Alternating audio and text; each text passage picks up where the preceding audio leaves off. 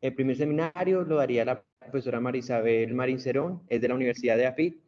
y sería de la geoconservación a la construcción de paz, territorios resilientes y acciones por el clima, fomentando un diálogo geoético de sur a norte, este a oeste.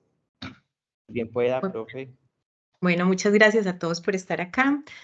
Para mí es un placer iniciar esta serie de charlas que tienen que ver con geoética. Esto hace parte de lo que venimos haciendo durante mi año sabático aquí en Alemania. Yo vengo en este momento en un fellowship de diplomacia científica relacionada pues con el tema de la construcción de paz y territorios resilientes, basado en el concepto de geodiversidad y geoética. Vamos entonces a iniciar este seminario de la geoconservación a la construcción de paz, territorios resilientes y acciones por el clima en un enfoque geoético de sur a norte global. Creo que aquí nos da pues, para hacer algunas precisiones que son necesarias para entender un poco esta charla. Entonces, lo primero es el concepto de geoética. Eh, Pienso que para todos es inherente pues entender qué es la ética en el ambiente, en todas las cosas que hacemos en la vida y pues obviamente en la ciencia. En el caso específico de las geociencias, pues nos lleva a pensar que necesitamos hacer investigación y reflexión con unas herramientas apropiadas para entender esa interacción entre los seres humanos y el sistema terrestre. Y entonces eso hace que empecemos a pensar en esas implicaciones éticas, sociales y culturales del conocimiento geocientífico. Realmente los geocientíficos muy pocas veces empezamos a pensar en cómo nos relacionamos con lo social y pensamos que realmente pues la geología está lejos de la parte social, pero vamos encontrando que cada vez más este sistema Tierra pues tiene una interacción muy grande pues, con los seres humanos porque somos pues la ciencia que apoya pues todos los bienes y servicios que necesita una sociedad para funcionar. Y entonces, cuando empezamos a entender el papel de la ética en las geociencias, pues es una oportunidad para que nosotros como geocientíficos tomemos conciencia de ese papel social y la responsabilidad que tenemos para llevar a cabo todas las actividades que hacemos. Y las actividades que hacemos a nivel, pues, de todas las geociencias, pues tienen que ver con casi todas las esferas, desde el agua subterránea, las aguas superficiales, la minería, el ordenamiento territorial. En fin, todo lo que hacemos pues toca a la sociedad y por eso tenemos que tener pues una conciencia sobre ese papel social. Y pues cómo hacemos para que tengamos esta herramienta y que sea implícito en los currículos que nosotros tenemos en pues en nuestras carreras, pues nos va a ayudar a que empecemos a tener digamos, esa sinergia entre lo social y lo geológico. Entonces, teniendo en cuenta pues estos conceptos, pasamos a otro concepto que también tiene el título de mi charla, que es el norte global y el sur global. Pues digamos que esto es un término que se ha venido desarrollando. Antes estaba pues lo que era Occidente y Oriente y conocemos muy bien la historia de las superpotencias, pero poco a poco se ha dado la emergencia del término del sur global. Y ustedes ven en ese mapa lo que es el norte global, que es lo azul, y el sur global, que es lo rojo, y no cae directamente en una relación geográfica. Realmente refleja una necesidad de un análisis geopolítico para entender esas desigualdades entre, digamos, ciertos países, que casi todos los países del sur global pues se encuentran en el sur, pero que hay una interacción entre el norte y el sur. Es decir, que aunque estemos en un proceso de globalización, necesitamos pues ver que en ese análisis geopolítico entendemos que hay necesidades distintas entre el norte global y el sur global. Entonces, por eso hay una serie, e incluso hay unos institutos aquí en Alemania que vienen trabajando sobre este término del sur global. Y una de esas, digamos, de esos puntos, cuando empezamos a entender el norte y el sur global, tiene que ver con esas desigualdades que tenemos pues a nivel mundial. Entonces, a pesar de que estamos en una época de la globalización, los países del norte global todavía poseen una parte de esa riqueza de forma desproporcionada, el comercio, la inversión, tecnologías modernas, y entonces siempre va a haber una disparidad entre el norte y el sur global. Y este cartón que traigo acá, pues lo que muestra, digamos, de una forma pues demasiado escueta, demasiado fuerte, de lo que se saca del sur global y llena las arcas del norte global. No quiero entrar pues como en esa, pues en esa discusión profunda, pero sí de alguna forma pues nosotros proveemos una gran cantidad de bienes y servicios de los cuales el resto del mundo lo necesita, y por eso hay una desigualdad y no hay una forma de entender esta globalización, porque entre todos nos necesitamos, pero hay un fuerte, pues digamos, se necesita bastante del subglobal. Y también, pues si vemos cómo está la concentración de la riqueza, pues en el norte y en el sur global, pues también vemos que el sur global tiende a ser mucho más pobre en comparación del norte global. Y entonces, pues exceptuando Australia, y vemos que entonces no cae exactamente en esa definición geográfica. Pero entonces, pues hay que entender que esta distribución del norte y del sur global, pues crea ciertas interdependencias, y que debemos entonces generar unos diálogos que nos permitan pues superar todos estos, digamos, este proceso de desarrollo en el que nos encontramos. Y esto hace pues que obviamente cuando estamos en todos estos desafíos que venimos oyendo, que el cambio climático, todas las enfermedades emergentes, las pandemias, los problemas de salud, la gran degradación ambiental, pues que significan una presión grande sobre el sur global, porque es donde están la mayoría de los recursos. Entonces pues digamos que se genera un proceso mucho más acelerado pues hacia los territorios del sur global. Entonces, pues este centro de estudios del sur global, pues terminan pues como haciéndonos un llamado de atención en que hay un impacto desproporcionado hacia los países del sur global, y eso hace que pues los países del norte global tengan una carga o tengan digamos, una responsabilidad que deben ayudar a afrontar al resto de los países que estamos pues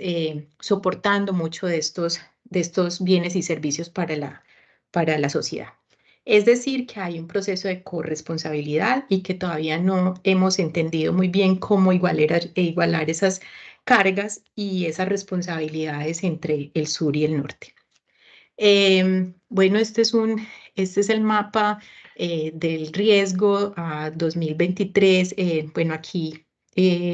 incluye pues la vulnerabilidad, la pobreza, etcétera. Aquí no me está,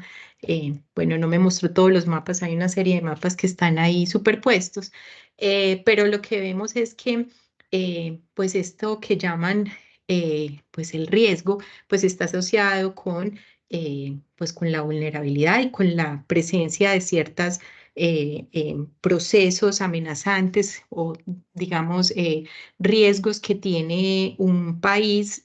ante fenómenos naturales. Entonces, vemos que la mayoría de los países del sur global, pues se encuentran o nos encontramos en una zona de alto riesgo, somos altamente vulnerables digamos, por las condiciones socioeconómicas, pero también somos pues altamente vulnerables digamos, a la generación o todos estos eventos naturales que terminan siendo amenazantes para la sociedad. Y esto hace entonces que cuando yo inicié mi proceso del fellowship aquí en Alemania, que es diplomacia científica, pragmática, quiere decir que es aplicado con actores no tradicionales, es decir, que tiene en cuenta o trabaja con las comunidades y que tiene en cuenta, pues, algo que es muy importante actualmente, que es la construcción de paz. Estamos en un mundo en que estas fronteras entre países y las mismas fronteras al interior de nuestros países pues generan conflictos. Necesitamos hablar de resiliencia, cómo los territorios y ciudades pueden superponerse a todo lo que venimos hablando de las, digamos, de los eventos de la naturaleza, de cómo respondemos ante el cambio climático, esto en las ciudades y en los territorios. Entonces, pues traigo a colación algo que se llama el Código de Humboldt, que es tal vez uno de los primeros científicos o tal vez el primer científico diplomático, porque él en sus viajes que hacía o que hizo a Sudamérica y que hizo a diversos lugares del mundo, siempre fue un creador obsesivo de redes y eso es lo que es diplomacia científica, crear redes, cooperación, comunicación, generar puentes entre las comunidades, entre los actores no convencionales, entre los políticos. Él también fue un gran aventurero que además le daba un protagonismo muy importante a las comunidades. Entonces traigo este espíritu de Humboldt como una forma de iluminar todo este proceso de diplomacia científica pragmática con actores no tradicionales. ¿Qué es lo que venimos haciendo? Estamos implementando una ruta de aprendizaje centrada en la geodiversidad para la integración, para la gestión integral del paisaje, con un concepto que ya venimos hablando, que es la geoética, con este diálogo, fomentando el diálogo de sur a norte y con ciencia abierta almacenada en lo que llamamos o lo que vamos a entregar, que es el GeoDiver Hub, que es como un repositorio donde va a estar toda la información que venimos generando durante este año sabático. Bueno, entonces, entrando ya pues un poco más en materia de lo que es el concepto de geodiversidad y cómo esto tiene implícito pues el concepto de geoética, entonces ya entendemos un poco mejor, sabemos que la naturaleza nos presta bienes y servicios muy importantes para todo el desarrollo de la sociedad. Este es me encanta pues este póster de la Sociedad Geológica de Londres donde nos muestra la importancia pues, de la geología en todos los ambientes sociales y cómo ellos nos prestan servicios como regulación, es decir, la naturaleza misma es capaz de autorregularse, la naturaleza, pues la geósfera es la que nos aprovisiona, pues los suelos, el agua, eh, bueno, los minerales, etcétera, la que soporta todas las actividades de la sociedad, se vuelve, pues obviamente culturalmente es muy importante porque es la que nos da los escenarios que disfrutamos a partir del turismo y pues obviamente encontramos todo un conocimiento que nos permite entender la historia de la Tierra. Digamos, esos bienes y servicios que están dados por las esferas, pues lo que es la geósfera, eh,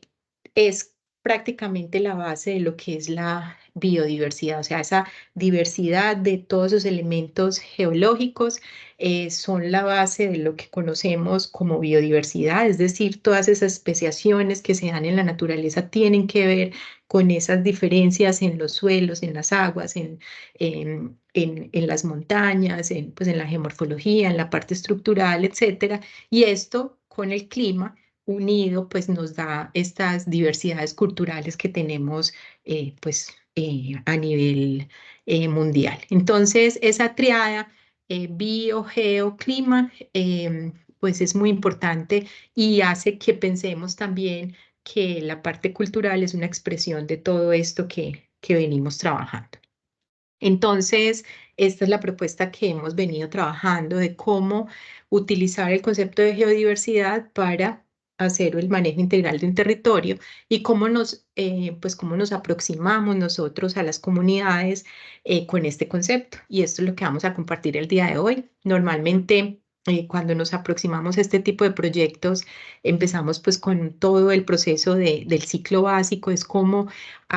co-creamos y cómo permitimos, cómo hacemos para entender entre todos lo que son los bienes y servicios, la educación o la geoeducación, el patrimonio geológico, el geoturismo, la geoconservación, los inventarios geológicos, las nociones de geoparques, etcétera, cómo esto está relacionado con la geodiversidad.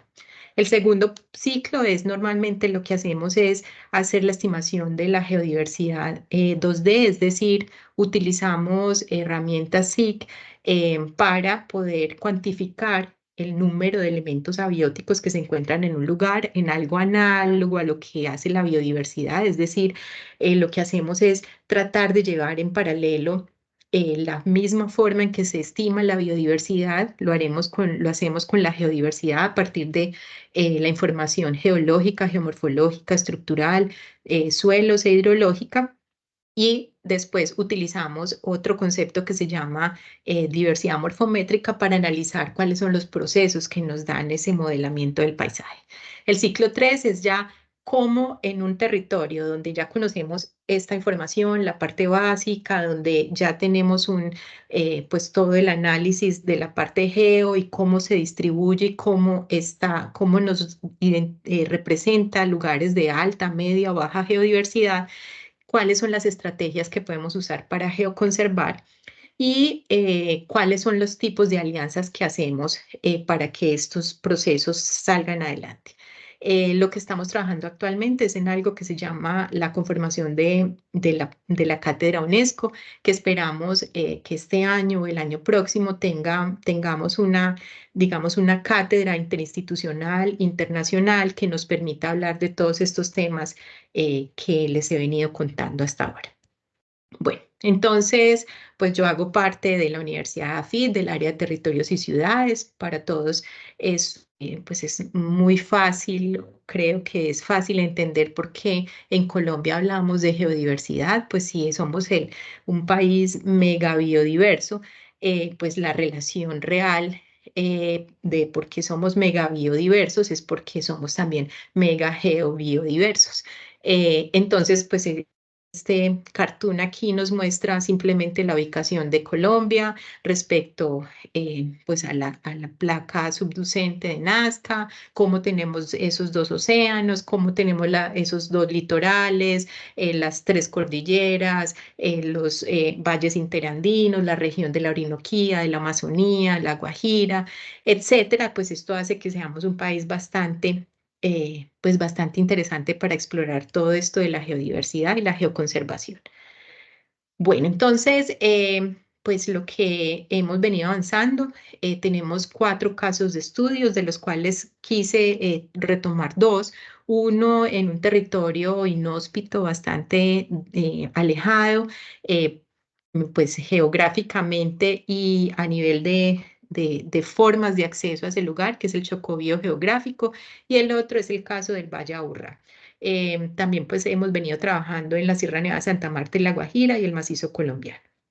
Bueno, entonces el primer caso de estudio, que es Saberes del Monte, que es la zona del Chocó biogeográfico. Este es un proyecto pues que acaba de terminar hace unos meses y que fue desarrollado bajo la metodología de Laser Pulse, donde se tienen 4 pilares fundamentales para desarrollar este proceso. Es cómo es un proceso de colaboración y de co-creación con las comunidades, donde nos permite pues hacer unas relaciones muy importantes con las comunidades, con los actores, generar productos que son implementados continuamente y que todas las soluciones nacen de una reflexión flexible, no lineal, que permite pues ir acomodando el proyecto a las necesidades de las comunidades. Entonces, este es el primer ejemplo de una aplicación de lo que conocemos como geoética en un proyecto desarrollado con el apoyo de USAID de Estados Unidos, con la Universidad de Purdue, con la Universidad de los Niños, con la Fundación Aqua, una ONG que ha trabajado bastante en el territorio y con más de alrededor de 20 comunidades del territorio. Entonces, este es el lugar, nos encontramos en el departamento del Chocó, en el municipio de Nuquí, conformado por alrededor de 16 cuencas hidrográficas. Estos puntos rojos que tenemos ahí son localización de las comunidades afrodescendientes, y los puntos amarillos que observan están asociadas a comunidades indígenas. Entonces, aquí tenemos un lugar donde conviven comunidades afrodescendientes y comunidades indígenas, generalmente las comunidades afrodescendientes ubicadas en la zona litoral y las comunidades indígenas en las partes altas de las microcuencas. ¿Por qué? Pues lo que intentamos hacer en este proceso fue a través del concepto de cuenca hidrográfica, cómo podíamos ayudar a que el concepto de geodiversidad, biodiversidad y diversidad cultural permitiera resolver esos conflictos que existen en el territorio. Es decir, es un lugar que ha sido... pues que ya fue seleccionado como reserva de la biosfera UNESCO, es decir, es un lugar muy importante a nivel global. Tiene un parque nacional natural dentro de la región, que es el Parque Nacional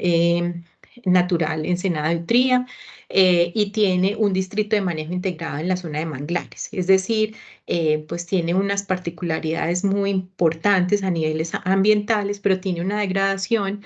pues asociada a la forma en que las comunidades se relacionan pues con el territorio. Bueno, aquí también parece que no me está dando la animación de esta serie de fotos que tenía ahí. Bueno, Em, ¿qué se hizo entonces en este proceso? Se generaron, pues se hizo un proceso de conocimiento. Primero las comunidades se tenían que conocer, es decir, se generó un networking entre las comunidades para que ellas identificaran las necesidades de las personas que se encuentran aguas arriba y los que están aguas abajo, y que todas las acciones que se hacen en la parte de arriba, pues repercuten en la parte de abajo. Es decir, la relación indígenas y afrodescendientes había que reconstruirla y ayudar a que esos conflictos ambientales que se generan por el uso de los recursos pues se vuelvan una potencialidad. Es decir, los indígenas prácticamente deberían ser los veedores de lo que ellos conocen como el Monte Bravo, como la zona alta donde está pues toda la selva chocuana, y los afrodescendientes pues están siempre a cargo de la zona litoral, del manejo de los manglares y de que la pesca pues se haga de forma artesanal y sostenible. En esta serie de fotos que iba a mostrar acá, había una frase muy bonita de alguno de los líderes comunitarios que se encontraban ahí. Decía, los afrodescendientes estamos pues conocemos muy bien el mar y conocemos la zona de manglares, pero y podemos sostener pues nuestra alimentación basada en los peces. Pero nosotros no solo comemos peces, también necesitamos los plátanos, necesitamos cultivar. Y los afrodescendientes hemos venido olvidando ese proceso, y los indígenas no saben cómo pescar. Es decir, para poder juntar o para poder hacer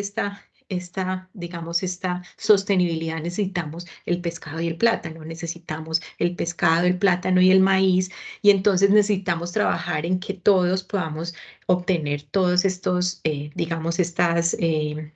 todo esto de la naturaleza. Entonces, al finalizar el proyecto, lo que tratábamos de hacer era darles las herramientas a las comunidades que se encontraban en la zona de hacer un proceso de zonificación ambiental que se adapte a sus necesidades y que les ayude a resolver sus conflictos internos para que juntos puedan generar alternativas de desarrollo sostenible a escala humana, es decir, a lo que ellos realmente necesitan. Entonces, pues detrás de todo esto está una serie pues toda la parte geológica. Prácticamente el proyecto inició siendo un proyecto bastante social, pero se vio la necesidad de que la geología diera la línea para poder hacer todo el proceso de zonificación y proponer entonces, a partir de toda la información que se logró recopilar, pues estos mapas de zonificación ambiental pues que obviamente nos dicen qué zonas deben ser protegidas según las pendientes, según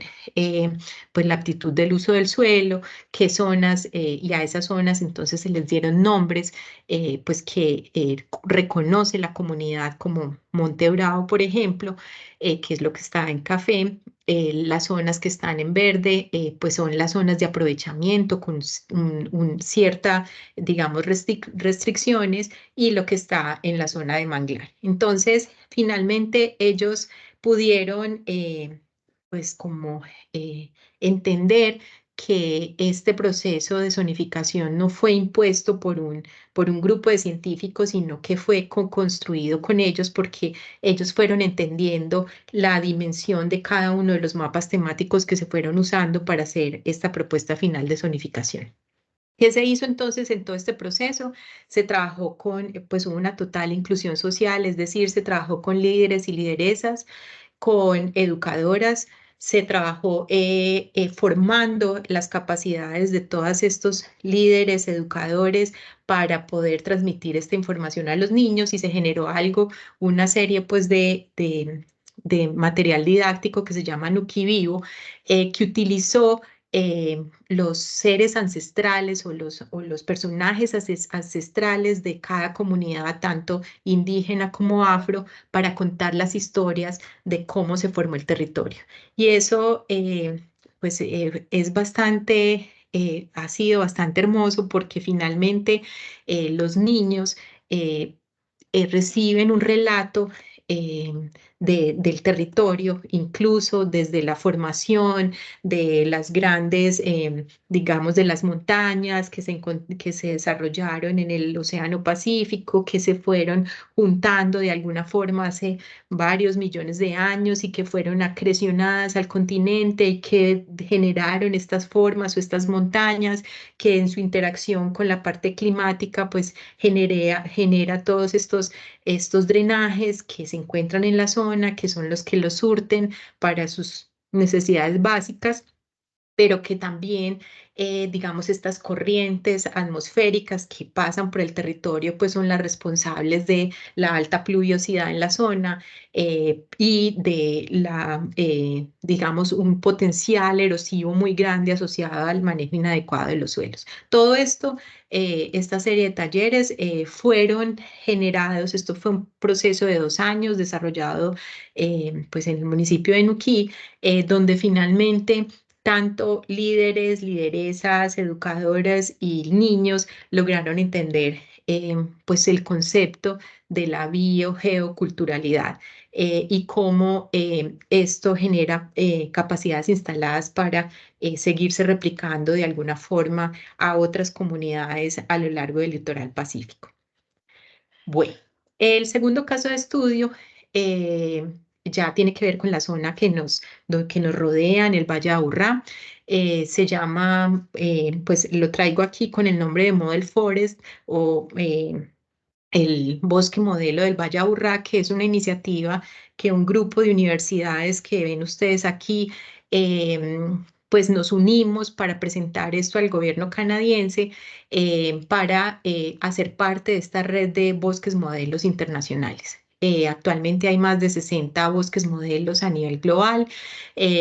con más de 73.000 millones de hectáreas dentro de estas figuras. Esto no es más que un proceso de desarrollo, digamos, de planificación territorial, no necesariamente, pues como es el Valle de Aburrá, no es que esté todo lleno de bosques, sino que lo que buscamos es encontrar un mecanismo en el cual la parte urbana y la rural en el Valle de Aburrá pues genere estos corredores ecológicos que permitan pues toda esta, digamos, el bienestar general de la comunidad en el Valle de Aburrá.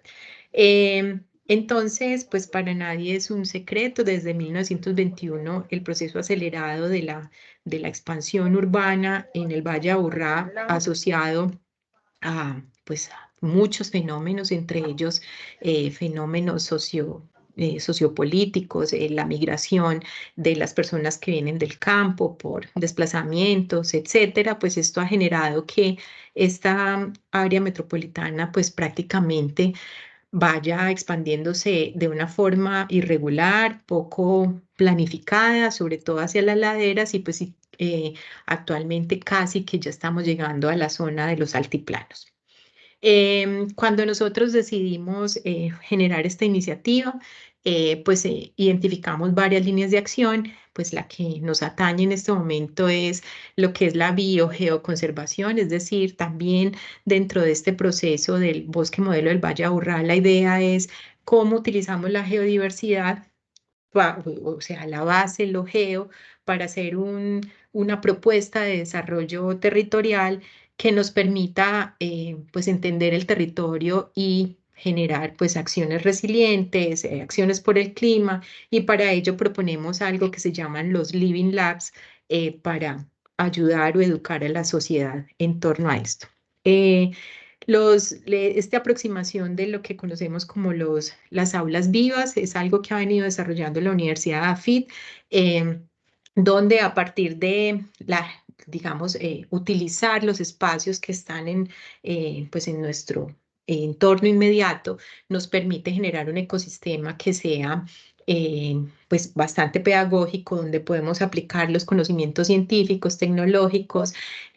artísticos, sociales, y que nos permite pues generar pues una inteligencia colectiva, una coproducción, digamos, hacer que todo lo que visualizamos en un territorio, en el territorio que nos encontramos, pues nos permita desarrollarnos hacia el futuro pues como nos imaginamos, que es como queremos estar. Entonces, la Universidad de AFID pues decidió volver a mirar la quebrada que pasa por EAFIT, que es la Volcana, es la cuenca de la Volcana. Si ustedes han ido a EAFIT, pues prácticamente pues no nos damos cuenta que nos pasa una quebrada, porque la quebrada tiene solo un pedazo descubierto, después entra un Boscolver y llega directamente al río Medellín. Entonces, el plan maestro que tiene la universidad actualmente es cómo hacemos para hacer un desarrollo de este Living Lab, es decir, cómo hacemos para generar procesos pues totalmente relacionados con la ética que tiene una universidad de mirar su territorio y proponer soluciones basadas en la naturaleza para, digamos, afrontar todos los desafíos que tiene la urbanización. Esta es o el urbanismo. Esta es la quebrada. Ustedes ven que es una quebrada que pasa, pues, viene desde la zona de Palmas, baja por el New School,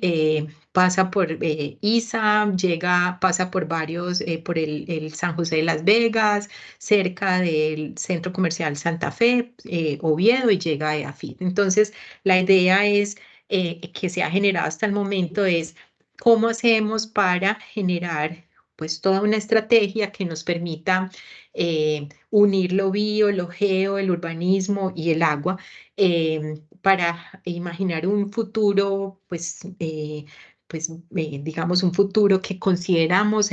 sostenible para la sociedad, donde entren pues las alianzas por el territorio, la comunidad científica, las diferentes organizaciones que se encuentran localizadas en la cuenca. Entonces, lo que hemos venido haciendo hasta ahora es todo un diagnóstico, la línea base, generando un mapeo de esas soluciones basadas en la naturaleza, proponiendo unas líneas de desarrollo y de estrategias, y cómo el plan maestro, que seguramente va a ser intervenir esa quebrada para volver a darle la cara a la quebrada, pues está dentro de los próximos 5 a 10 años dentro del plan maestro de la Universidad de AFI. Pues ustedes ven acá, estos son algunas fotos de lo que es el paso de la Volcana por diferentes lugares del territorio, y cuando llega a AFIT, como les decía, pues se encuentra cubierta por un boscolpe. Entonces, una de las propuestas para la restauración de esta quebrada, pues es empezarnos a imaginar un parque alrededor de esta quebrada. Ya se han venido haciendo algunas intervenciones, trayendo rocas que se encuentran en la cuenca, que nos ayudan a contar toda esta historia geológica que está alrededor. Los que han tenido la oportunidad de ir a la Universidad de AFIT y asistir a una estrategia que hemos desarrollado desde el pregrado de geología, que es la georruta en el campus, y es como utilizamos todos esos, digamos, esos afloramientos, por decirlo así, in situ y ex situ, para contar la historia desde desde la formación del cratón amazónico hasta la formación de los Andes y la formación del Valle Aburrá. Pues prácticamente darle la cara a esta quebrada, pues también nos permitirá seguir entendiendo un poco mejor esta historia geológica, y las rocas que ya se encuentran en esta zona que se han venido trayendo, pues nos permiten contar esta historia a lo largo de los millones de años que ha tenido la formación del Valle Aburrá. ¿Cómo nos imaginamos en el futuro? Pues esta quebrada, esto es simplemente una recreación de lo que sería la zona por donde la quebrada o el parque por donde la quebrada tendría libertad pues de pasar, y cómo la universidad entera termina dándole pues la importancia al agua y dándole pues la importancia al territorio, para que cada vez que haya, digamos, algún fenómeno asociado con esta quebrada, también tenga la capacidad de respuesta, porque nos ha sucedido algunas inundaciones, etcétera. Pues entonces todo el proceso urbanístico está en la capacidad que tendría la misma quebrada pues de soportar todos estos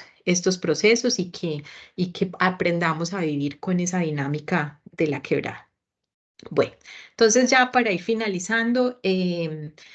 tenemos, pues se preguntarán, siempre hay personas que me preguntan es por qué de la geoconservación a la construcción de paz. Esto pues viene desde hace un rato pensando en que el territorio nacional, estas zonas amarillas que ven en este mapa, pues nos dicen las zonas con mayor cantidad de asesinatos que se encuentran en Colombia a lo largo de los últimos